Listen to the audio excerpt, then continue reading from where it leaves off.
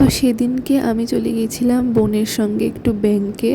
ওর একটু দরকারি কাজ ছিল, তো আমি ওর সঙ্গে গিয়েছিলাম। ব্যাংক থেকে এসে ভাত টাত খেয়ে একটু খেয়ে নিলাম দই মিষ্টি, যেটা আমার খুব পছন্দের। তারপর একটু পরে আমার স্টুডেন্ট চলে আসলো, তো ওকে এখানে আমি পড়াচ্ছিলাম।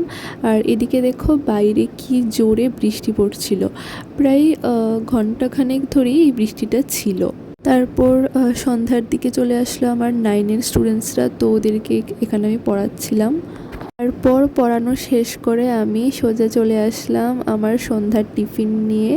তো টিফিনে ছিল রুটি, একটা তরকারি আর সঙ্গে ছিল চিকেন ভর্তা। তো এটাই খাচ্ছিলাম। এরপর একদম পুরো রাতের খাবার দাবার সেরে সব কিছু সেরে একটু বসলাম নিজের পড়াটা নিয়ে। সারাদিন তো স্টুডেন্টের পড়াশোনা নিয়েই চলে যায় টাইম, তো নিজের পড়ার জন্য টাইম আমি বার করতে পারি না। তো রাতেই একটু টাইম বের করে বসি মাঝে মধ্যে।